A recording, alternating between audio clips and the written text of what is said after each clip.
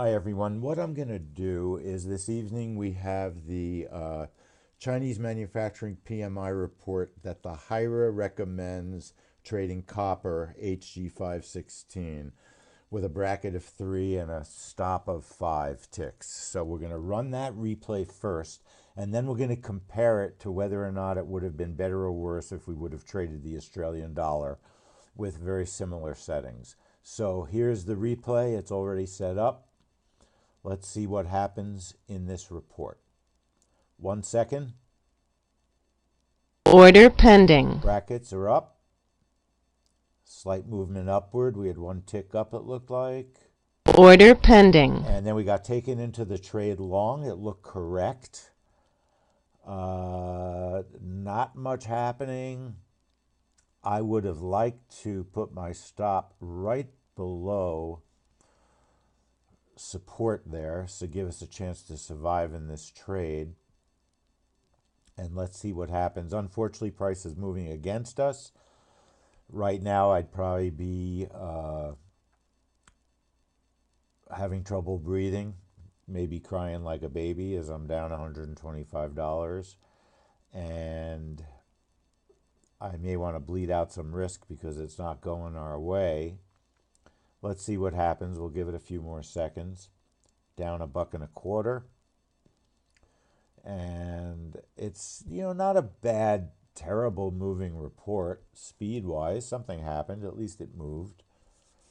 And let's give it a few seconds. I like to trade a report. What's the point of trading a replay in a ridiculous manner? I don't put on 30 contracts. Order filled. Bingo, I'm out. I'm crying like a baby. I'm at 150. Okay, I'm going to pause the tape, and we are going to look at the Australian dollar for the same report.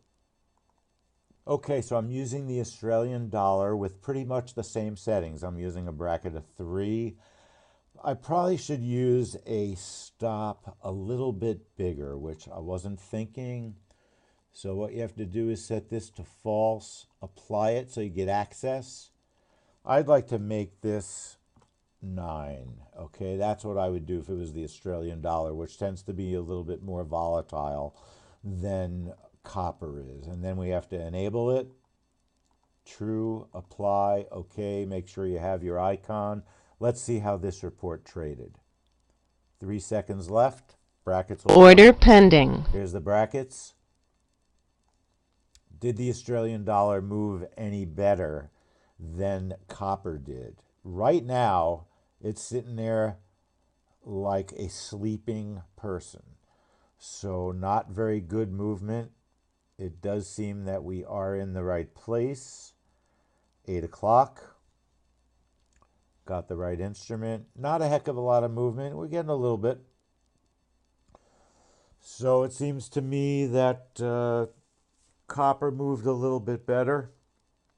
Got you into a trade where the Australian dollar is not getting us into a trade. And I've been asleep because I didn't have my, well, it doesn't matter to have the clock on. It's not the right clock anyway. Normally, I would have my topmost clock on correctly.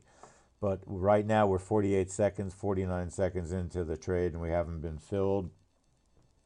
Usually on a trade, I'll give it a minute and a half at least, sometimes 2 minutes, depending on if I think it's going to be a decent mover. Sometimes the reports Order pending. Sometimes reports are late. This put us into a long trade. Still not a lot of movement. Really, the idea here was to test and see if the Australian dollar moved better than copper. Truthfully, neither of them are great movers.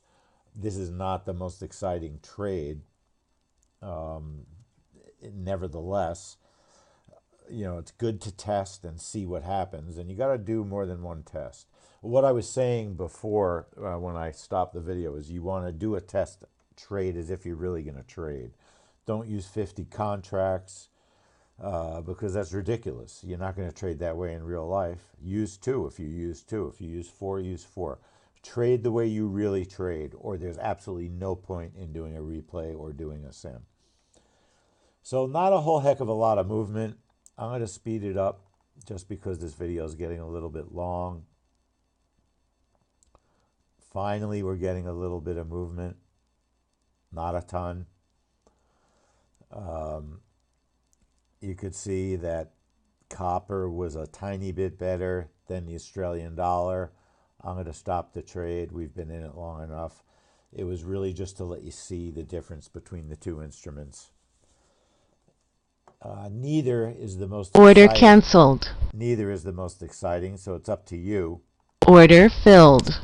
if you're going to trade this report or not. So, Lee Goldstein, Procol33 at gmail.com.